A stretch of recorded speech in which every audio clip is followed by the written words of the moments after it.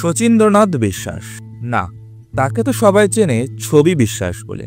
মা তার সুদর্শন পুত্রের ডাকনাম রেখেছিলেন ছবি, এবং এই নামটি তার জীবন ও কর্মজীবন জুড়েই রয়ে গেছে। ছবি বিশ্বাস 1900 সালের 12ই জুলাই উত্তর কলকাতার একটি ধনী ও সংস্কৃতিবান পরিবারে জন্মগ্রহণ করেন। ছবি বিশ্বাস বাংলা চলচ্চিত্রের এক কিংবদন্তি অভিনেতা ছিলেন।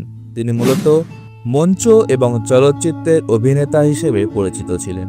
তার শক্তিশালী অভিনয় এবং চরিত্রের গভীরতা দর্শকদের মুগ্ধ করে। তিনি সত্যজিৎ রায় এবং তপন সিনহার মতো পরিচালকদের সাথে কাজ করেছেন এবং বেশ কিছু বিখ্যাত ছবিতে অভিনয় করেছেন, যার মধ্যে জলসাঘর অন্যতম।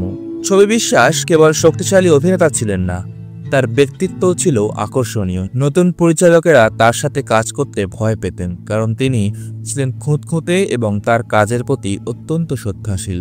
তিনি 1936 সালে অন্নপূর্ণার মন্দির চলচ্চিত্রের মাধ্যমে চলচ্চিত্র জগতে আত্মপ্রকাশ করেন।